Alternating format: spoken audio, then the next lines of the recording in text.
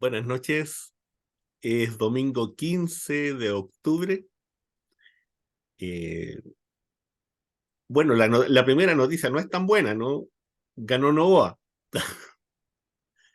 ganó la derecha, no es Lazo, no es Milei, pero es la angloesfera instaladita en el continente.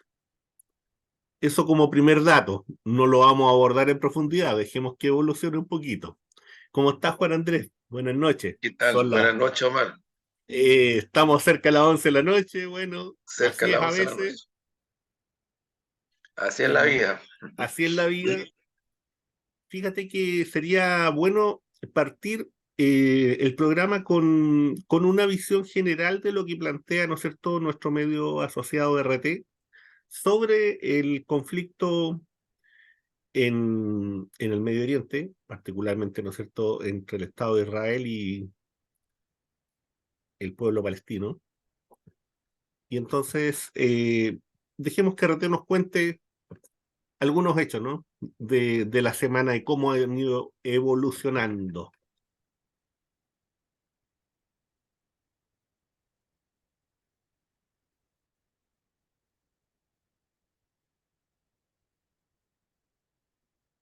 Anunciado que ha comenzado una nueva fase en su ofensiva contra el territorio de la Franja de Gaza. El ejército de este país ha iniciado ataques masivos contra todo el perímetro de la Franja de Gaza luego de que expirara el plazo dado por Tel Aviv para el traslado de habitantes, de civiles desde el norte del territorio de Gaza hacia el sur. Hablamos de más de 1 millón de personas que pretendía Israel que fueran desplazadas, algo que según Naciones Unidas es una flagrante violación del derecho humano. Hablamos de esta nueva fase ofensiva de Israel contra Palestina, en la que los altos cargos militares de este país han asegurado que atacarán con gran fuerza.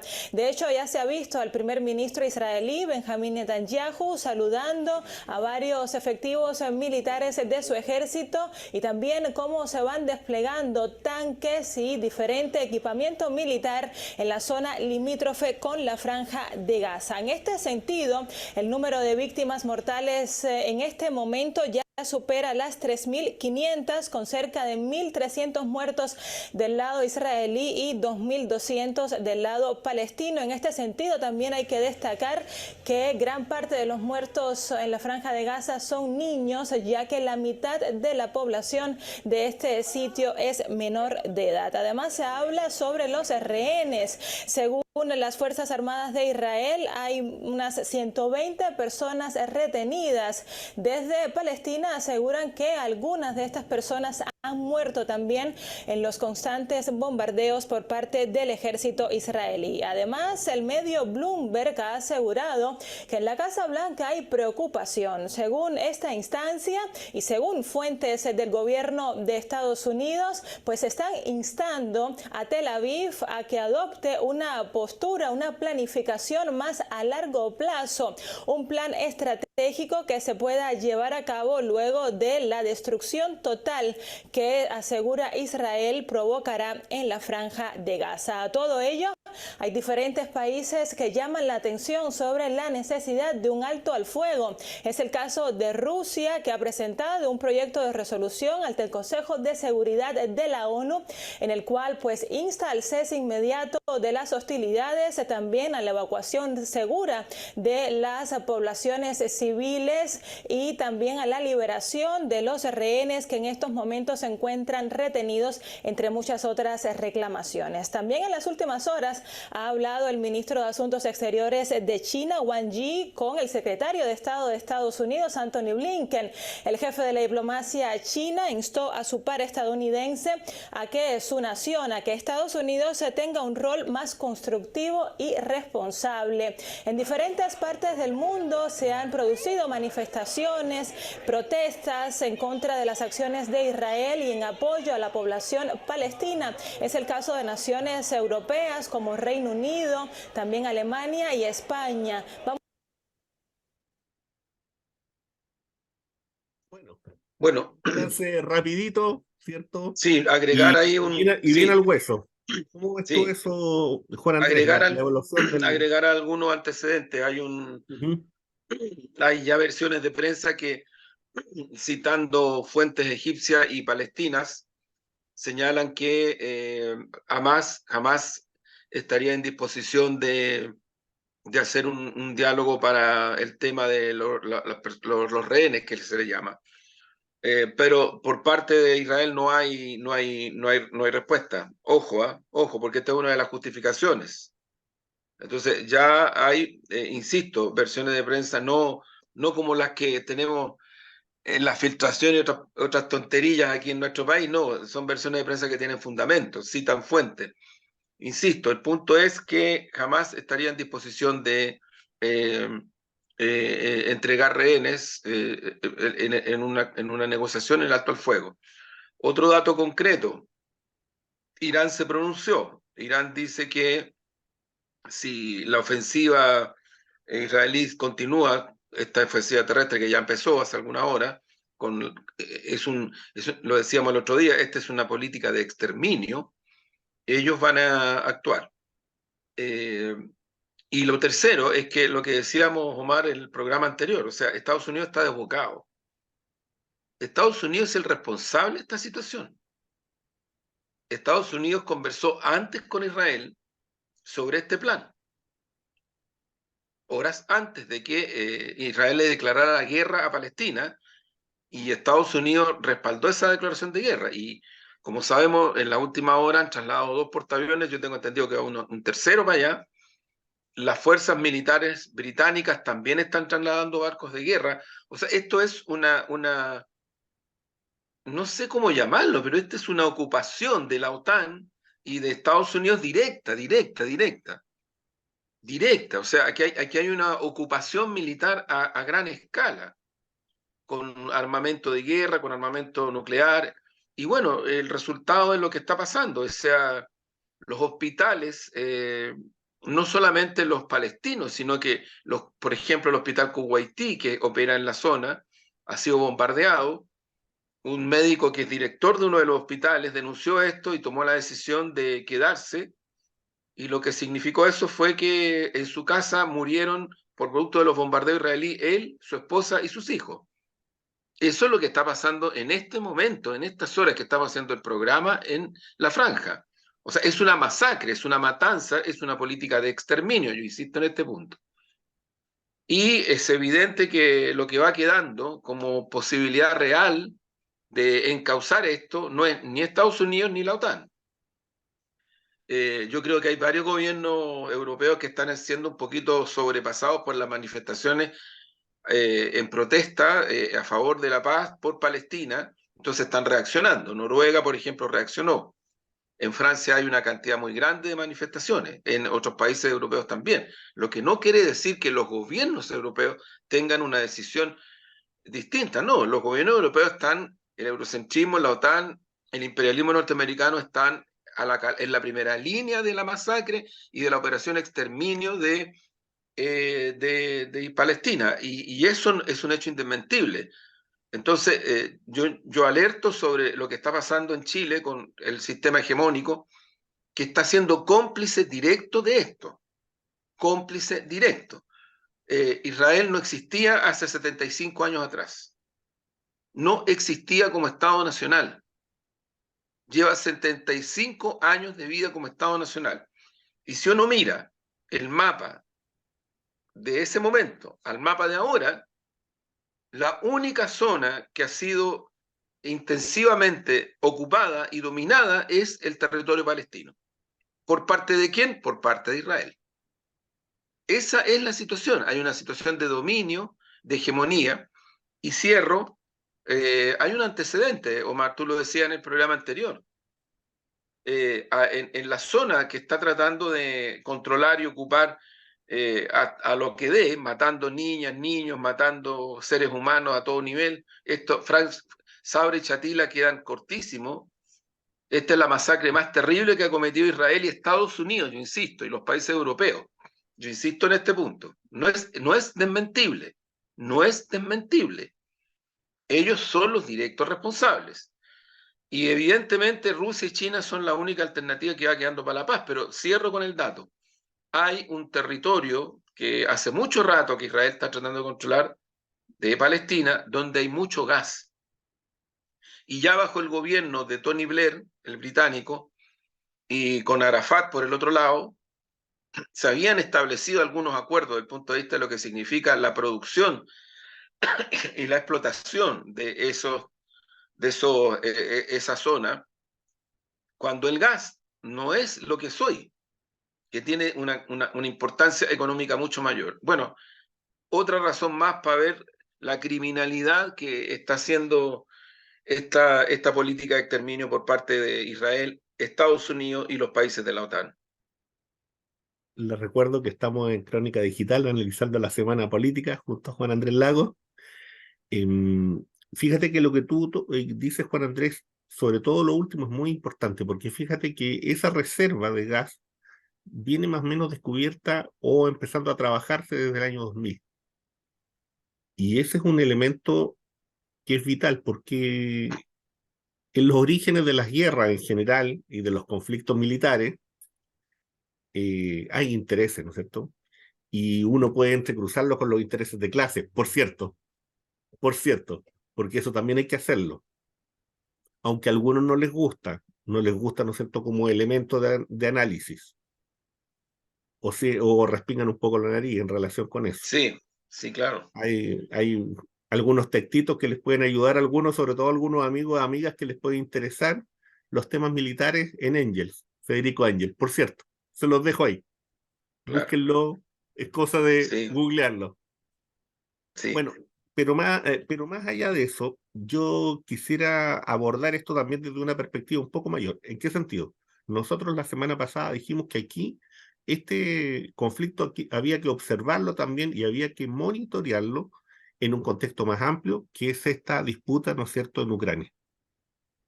Mientras la disputa en Ucrania está en un proceso, ¿no es cierto?, de decadencia, en el sentido de que la OTAN y Estados Unidos, ¿cierto?, van camino a una derrota muy fuerte, muy importante, derrota que se está capitalizando ahora derecha y abiertamente en terreno. Mientras ocurre eso, entonces se desata este conflicto, ¿no es cierto?, en un sector que se habla, ¿no es cierto?, de este sector de Eurasia, del bajo vientre de la Federación Rusa. Por cierto, el Sí. traslado de barcos, el traslado de material militar norteamericano, la situación de presión que se establece sobre Irán y sobre otros países de la región, la acción bastante canallesca del Estado de Israel de bombardear, por ejemplo, el aeropuerto de Alepo, ahora, hace poquito, son unas cuantas horas atrás. ¿Basado en qué elemento del derecho internacional? Solamente amparado en ser, ¿no es cierto?, el niño malcriado y protegido por Estados Unidos, por Inglaterra y por Europa. Y por cierto, por algunos países, ¿no es cierto?, satélites. Y eso yo creo que hay que reafirmarlo y hay que decirlo. A eso hay que añadir, ¿no es cierto?, toda la capacidad de mensajería y toda esta disposición, ¿no es cierto?, desde el punto de vista de la construcción de unas verdades a medias, para no hablar derechamente, ¿no es cierto?, de mentiras. Se habló de niños asesinados, y esos niños no existen. El propio ejército israelí tuvo que salir a desmentir esa información. Por ejemplo, información que fue repetida en algunos medios, incluyendo algunos nacionales. Entonces, se está frente a una cuestión que es mucho más grave, que es mucho más odiosa, y que tiene que ver con la instalación de una dimensión de la posverdad. Y en donde en esta instalación de la posverdad ya tenemos que dudar de todo. Porque antes veníamos y decíamos, oye, lo que pasa es que a lo mejor la imagen respalda algo. Hoy día ya sabemos que la imagen tampoco respalda nada, porque se pueden trabajar las imágenes y se pueden trabajar los audios. Entonces la situación es muy, muy delicada, sobre todo cuando se producen conflictos de estas características y en donde estamos pendiendo un hilo. Y en donde hay sectores que están dentro de cierta racionalidad tratando de colocar paños fríos. No exactamente Estados Unidos, no exactamente Inglaterra, no exactamente ellos. Hoy día nos enteramos también, ¿no es cierto?, que 2.000 efectivos israelíes están combatiendo, por ejemplo, en Ucrania. Por ejemplo, nos enteramos, porque los retiraron, ¿no es cierto?, para poder trasladarlos. Sabemos que en esta operación terrestre la pararon. ¿Y por qué la pararon? Porque de todo el número de soldados que tienen, hay información que está surgiendo de los propios soldados que están diciendo que no hay un estado suficiente mental para entrar al combate cuerpo a cuerpo. Porque cuando usted viene y bombardea, usted también hace otra cosa. Usted genera murallas naturales de defensa. En palabras sencillas, tiene que entrar a picar. Y eso cobra muchas vidas. Y no hay muchas ganas de ir a morir en forma gratuita. Entonces la situación es devastadora.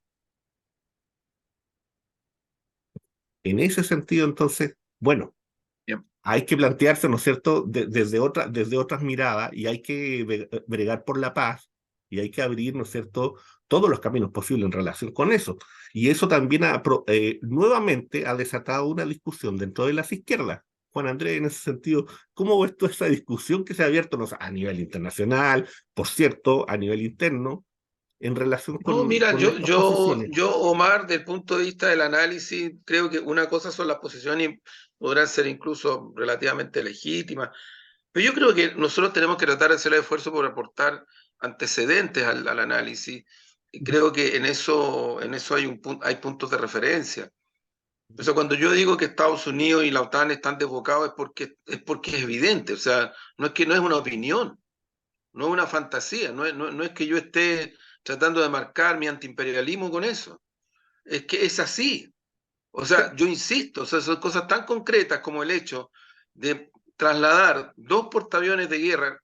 Yo no sé si se sabe, lo digo con mucha humildad, pero si se sabe lo que significa, porque no es solo el portaaviones, son una cantidad inmensa de barcos de guerra que van alrededor del portaaviones. ¿Sí? Entonces estamos hablando de, a proporción, lo decíamos la otra vez, de una ocupación militar que a proporción es mucho mayor que la que hizo Estados Unidos después de Pearl Harbor en la Segunda Guerra Mundial. Entonces, yo creo que la dimensión que tiene eso no da como para especulaciones o para... Uno, insisto, o sea, de ahí a bajar el análisis y decir, bueno, están preparados o no, están matando más o menos niñas o niños. O sea, la cuantificación que da RT, creo yo que es una cuantificación bastante objetiva, porque hace el cruce entre lo que es la información que está entregando el ejército israelí oficialmente y la que están entregando los hospitales que están quedando parados, porque hay otros que ya fueron destruidos, de la cantidad de niñas y niños asesinados y la cantidad de palestinos y palestinas asesinados. Eso da esa cantidad que da RT. Eso es indesmentible. Entonces uno dice, bueno, ¿en qué circunstancias se produce esto? En las circunstancias de una ocupación, de una política de exterminio que va en camino, que sigue en adelante, que es lo mismo que uno objetivamente puede decir. Cuando hoy día Putin dice, horas atrás, dice la contraofensiva ucraniana fracasó, él lo demuestra, porque toda la defensa militar rusa se desplazó hacia adelante. Y en las guerras desplazarse hacia adelante es un hecho material objetivo. Y ahora lo que están haciendo es estabilizar esas defensas luego que ya pasaron a la ofensiva.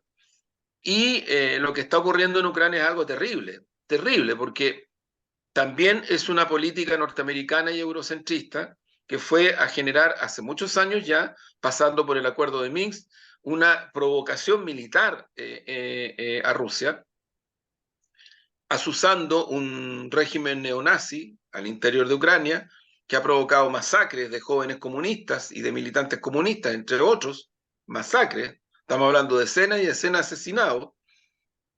Y bueno, se empieza a desplomar toda esta idea de que poco menos que había que defender Ucrania en aras de la libertad.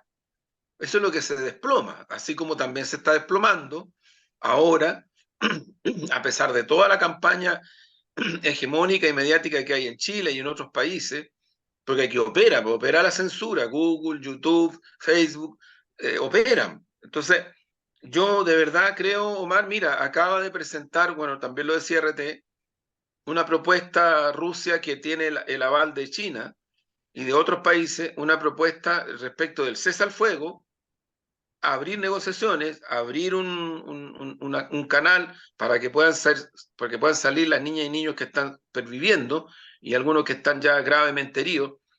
Yo francamente creo que a estas alturas, si alguien pretende, por ejemplo, empatar, yo creo que no tiene asidero en la realidad, no hay ni un empate. Aquí hay una línea de exterminio que está cursando y sigue adelante, insisto, no está detenida. Yo la información que dispongo en este momento es que no está detenida, no está detenida. Y lo que dice RT es muy razonable, o sea, lo que le está pidiendo el imperialismo yanqui a Israel es que haga un diseño estratégico, o sea, un diseño de largo plazo. Porque lo que esto puede producir, y esa sí es una hipótesis dentro del análisis, es que los demás países del Oriente Medio que están siendo acosados, a ver, Israel hace rato que viene bombardeando zonas de Siria, no ahora, hace rato. La otra vez nosotros mencionábamos una información que aquí en Chile prácticamente ni siquiera se conoce. Pero antes de que ocurriera todo esto, drones israelitas fueron disparados a una escuela militar siria y mataron más de 80 personas. Más de 80 personas. Sí. Y ahí había también niñas y niños y había cadetes. No eran propiamente soldados. Entonces, tiene razón Daniel Jadot cuando le responde a Matamala. Tiene mucha razón. O sea, no se puede, no tiene ética. Ética en un sentido profundo. Incluido el análisis, hacer un juicio de valor en las circunstancias actuales como si fuera un empate, sin considerar que esto ha sido un proceso de larga data. Porque, por ejemplo, en concreto, hace mucho rato que Israel viene bombardeando zonas de Siria con muertos, Sí. con asesinados, y Siria no ha bombardeado nunca Israel. Nunca. Luego, el Líbano, más o menos lo mismo. Jordania, más o menos lo mismo. Con Egipto cerró la frontera. Entonces, esta es una cuestión de alcance mayor desde el punto de vista de un ataque al descampado de una locura y de una violencia odiosa y brutal respecto del islamismo. No es solo una cuestión y yo tampoco creo que sea una cuestión puramente religiosa, porque no creo en ese análisis tampoco. Yo creo que lo que hay aquí es una operación que tiene que ver con la situación mundial, lo hemos dicho otras veces, el agotamiento del capitalismo salvaje, no sé, aquí con mucha liviandad, gente que habla de ciclos para allá, ciclos para acá, mira, no sé, yo por lo menos sería un poco más cuidadoso con el lenguaje, porque las cosas que están pasando son tan dramáticas que no sé si dan como para darse ciertos lujillos con los análisis, porque en concreto, de esta situación, lo que está pasando en Ucrania, lo que está pasando ahora en la Franja, lo que está pasando en el Asia Pacífico, lo que está pasando en nuestra zona, el mundo no va a ser el mismo. Yo fíjate que creo que a proporción de las circunstancias, todo lo que está pasando ahora va a tener un impacto mucho mayor en la humanidad, negativamente hablando, de lo que tuvo la pandemia. Entonces estamos hablando No, por claro, de supuesto. extraordinariamente profundas, graves, complejas, yo cierro, Omar, con esto, porque Mm, por los tiempos, además pero yo creo que sí, aquí queda en evidencia que hay dos potencias que pueden incidir en algo para que esto camine en otra dirección, que es Rusia y China. No veo, no veo otra. Los BRICS, G77, que lo hemos hablado también. sí, son las posibilidades de salida. Eso es, Sí, sí, dramáticamente. sí, yo agregaría a lo que tú estás diciendo y ya para cerrar el punto, ir avanzando Sí, con otros temas que están ahí. eh, yo sumaría una reflexión que viene por el lado del profesor Alfredo Jalife. Alfredo Jalife viene y dice que este conflicto uno lo puede entender leyendo a Brzezinski, principalmente el texto sobre el tablero de ajedrez mundial. sí, sí, ¿Y por qué razón? Porque él establece ahí, ¿no es cierto?, que hay una propuesta ahí que tiene que ver con la balcanización de Eurasia.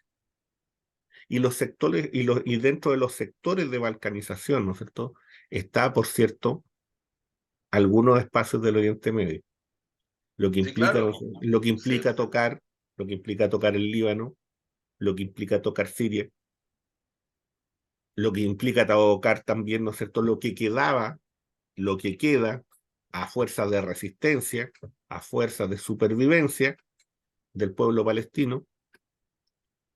Entonces, desde ese punto de vista, uno no puede mirar este conflicto y esta situación si no entiende de que aquí detrás de esto, el Estado de Israel está cumpliendo una orden y está ejerciendo una voluntad, ¿no es cierto?, por parte de un sector, por parte de una instancia, ¿no es cierto?, que todavía cree que está intentando ejercer, ¿no es cierto?, esta dimensión del mundo unipolar. Y esa es la señal de la resistencia, ¿no es cierto?, al surgimiento y a la transición de lo que se conoce como este mundo multipolar. Y con eso cierro hasta ahí, para entrar, ¿no es cierto?, a un segundo tema que nos interesa bastante y que tiene que ver con que, bueno, viene un aniversario más, ¿no es cierto? No sé si llamarlo aniversario siquiera, pero sí yo creo que es muy importante para Chile, que tiene que ver, ¿no es cierto?, con el 18 de octubre y con las condiciones políticas en las cuales, ¿no es cierto?, se va a recordar este 18 de octubre, con una derecha empecinada en tratar de borrarlo, con sectores, ¿no es cierto?, que pareciera que quieren hacer como que no existió, como que no pasó, o que quieren mirar esto, ¿no es cierto?, en la misma lectura que hacen a propósito de la situación de Israel y de Palestina. Como que aquí salieron unos locos de repente, mataron gente y eso desató el infierno. Y los 75 años de ocupación no existen. La misma situación, ¿no es cierto?, con el 18 de octubre. Pareciera ser que la gente se volvió loco un día, ¿no es cierto?, salió a la calle, provocó desórdenes, porque aquí la estábamos pasando muy bien, aquí éramos una isla, éramos todos felices y todos sí, pues. estábamos todos forrados. Así es, pues.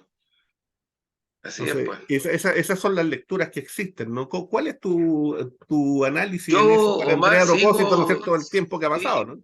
sigo en la línea de lo que tú dices. Mira, si yo creo que hay, sí, lo digo con mucho respeto, pero con mucha convicción. Hay ciertas esquizofrenias sociales en nuestro país que son bien complejas. Yo creo que Eric Fromm se quedaría un poco hasta corto, eh, porque él hace análisis desde el punto de vista marxista y del psicoanálisis de la idiosincrasia, de la sociología, de la estructura de la sociedad capitalista. Y aporta mucho en esa dirección, mucho. Yo diría, bueno, él fue parte de la Escuela de Frankfurt y yo creo que no tuvo una continuidad para adelante, cosa que habría sido muy interesante. Hay sí autores que lo toman, no digo que no hayan, pero digo a propósito de esta peculiaridad, de esta agudeza que tenía Fromm para analizar. ¿Por qué yo digo esto? Porque mira, es verdad lo que tú dices, Omar.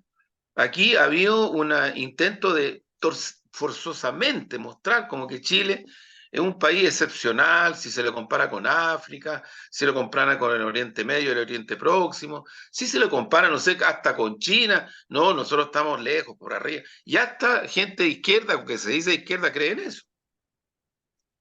Pero ocurre que aquí se han venido produciendo fenómenos muy profundos. El PNUD ya en los 90 ya en los 90 hacía ver esto a propósito de explicarse por qué en Chile se llegó al punto de que más de 5 millones de personas decidieron no votar, no seguir votando, no participar en las elecciones. Y esto solo lo cambió el voto obligatorio, porque si no hubiera seguido igual o tal vez peor. Siendo Chile el país donde menos gente votaba en el continente, incluido Estados Unidos. Uno dice, bueno, este es el país que nos mostraba, pacto transicional, que lo han mostrado como lo mejor de los 30 años, lo mejor de la República de Chile, en fin. ¿De dónde? ¿De dónde? Hay estudios, vuelvo al PNUD, vuelvo a CEPAL, que muestran que las fragmentaciones sociales en Chile, estructurales, caminaron de una manera, ¿no? Pero caminaron y fueron profundizando un estado de subjetividad y una desestructuración y una fragmentación de la sociedad chilena muy profunda.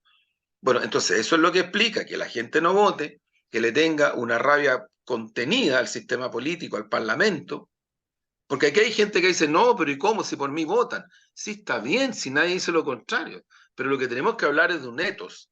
Uno no puede hacer análisis de la sociedad a partir de su mirada espejo, no puede. Puede cometer errores gravísimos, como cometimos en la campaña del primer plebiscito, donde creíamos que íbamos a arrasar, y mira lo que pasó. Esos son los errores, son garrafales. Entonces, claro, no se veía esto, hubo señales, hubo expresiones, pero que duda cabe, la revolución pingüina, muchachas y muchachos de 13, 14 años haciendo protesta en todo el país, alegando por el sistema de educación, por las escuelas, por las murallas, por los malos asientos, por el frío. ¿Qué es eso? ¿Qué es eso? Claro, a la última noticia le puso rostro, entonces empezó como a, como decir, en cierta manera fanduralizar, pero por otra manera tratar de darle cierto código, ¿no es cierto?, a los rostros de la Revolución Pingüina. Pero bueno, pero han habido protestas de comunidades mapuches sostenidamente. Bajo un gobierno de la Concertación hubieron 6 mapuches asesinados, la mayoría jóvenes. No digo el gobierno en sí mismo, sino que bajo el gobierno, 6. Había operación Huracán de por medio. Paros nacionales de profesores y del mundo del trabajo convocados por la Central Unitaria de Trabajadores constantemente.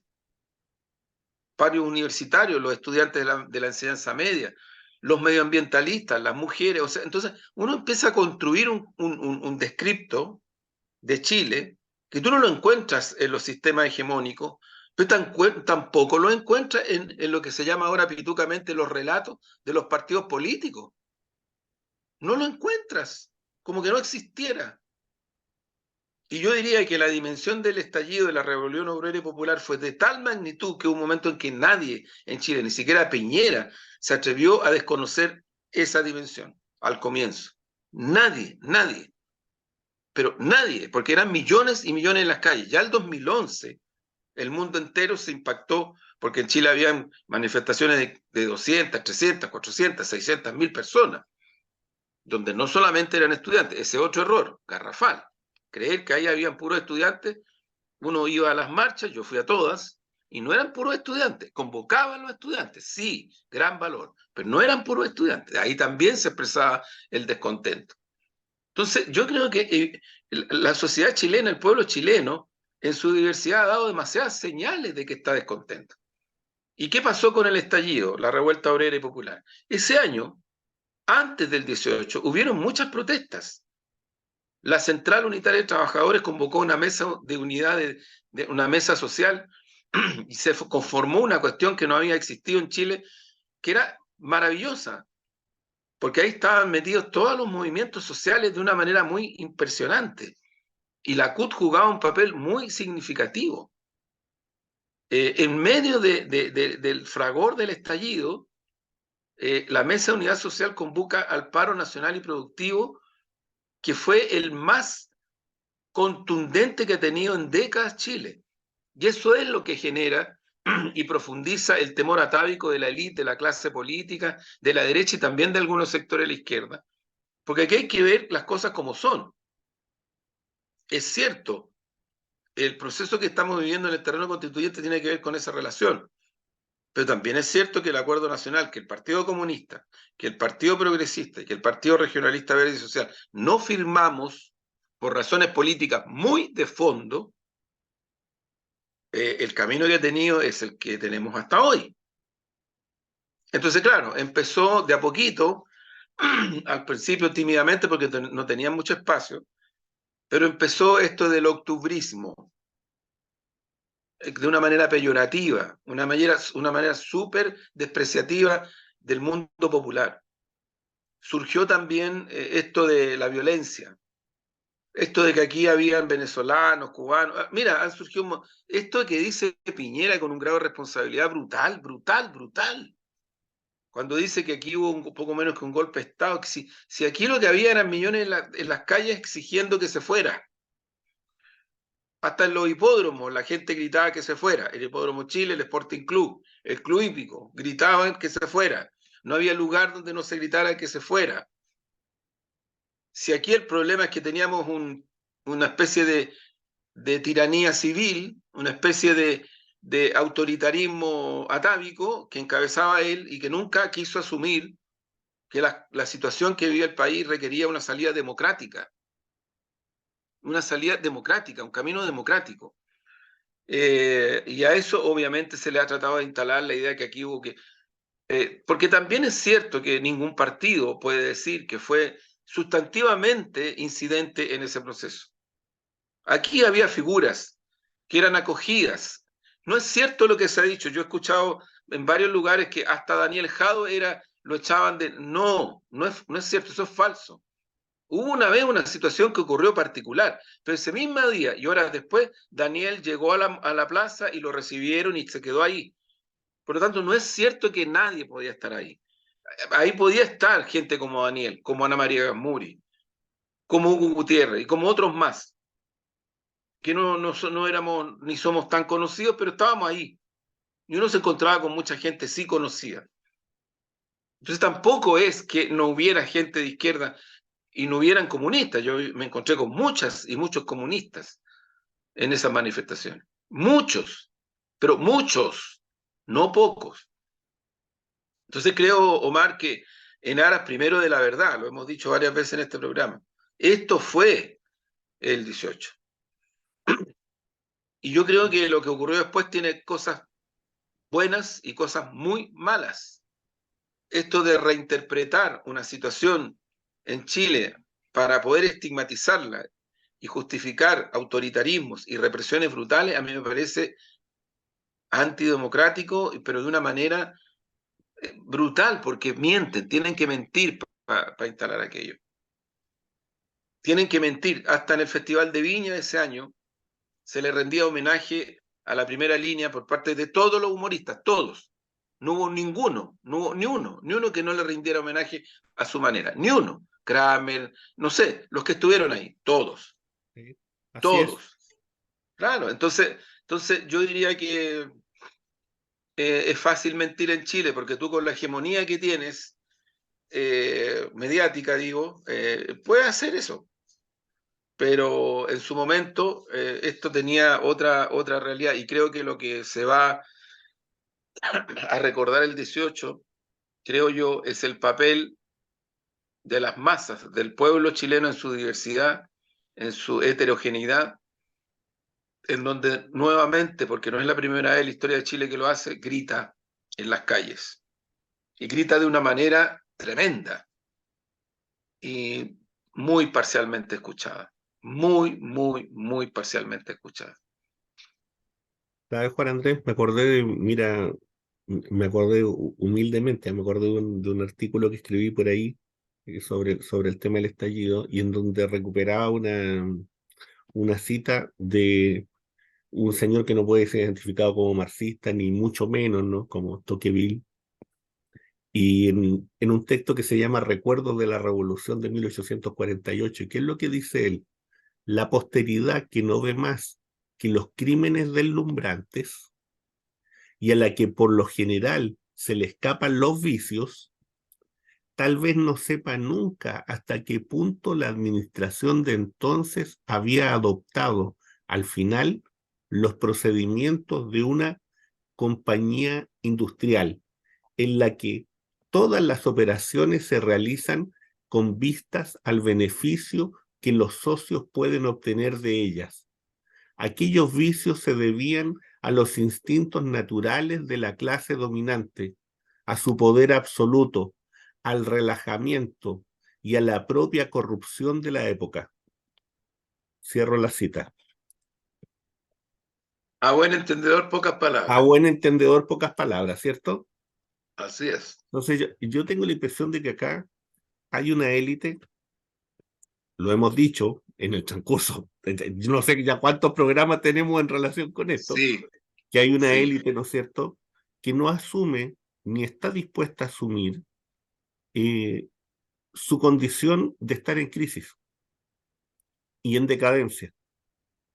Y esa condición de crisis y decadencia significa que no es capaz de producir conocimiento, que no es capaz de producir valores, que no es capaz de producir, ¿no es cierto?, una sintonía social para que se presente como ejemplo, como punto de partida y como final.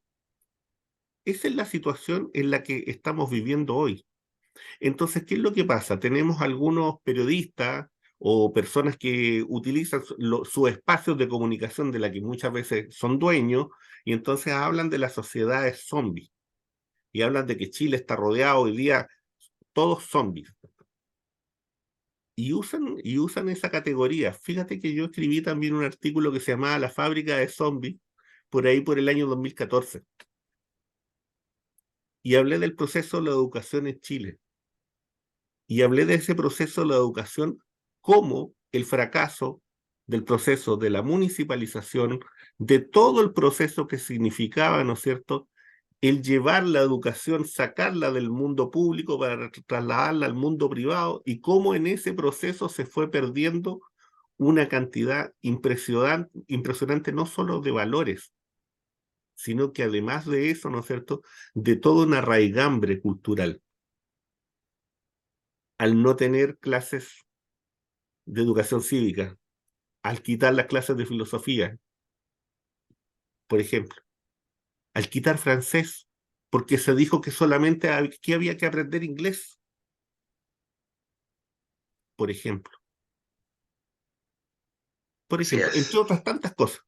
Sí. Y cómo eso ha ido produciendo, ¿no es cierto?, un conjunto de personas y un conjunto de jóvenes, ¿no es cierto?, que no tienen ni las capacidades ni los elementos esenciales para poder sobrevivir en la sociedad, para poder entender lo que leen, para tener los referentes necesarios, históricos.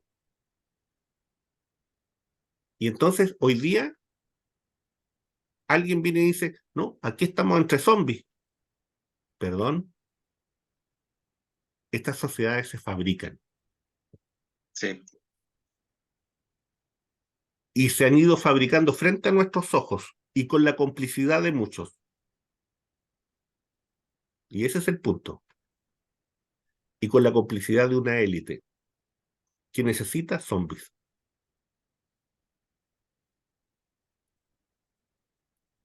Muy bien. Juan Andrés, bueno, si quieres vamos cerrando. Vamos cerrando. Estamos Vamos cansados cerrando. ya hasta ahora.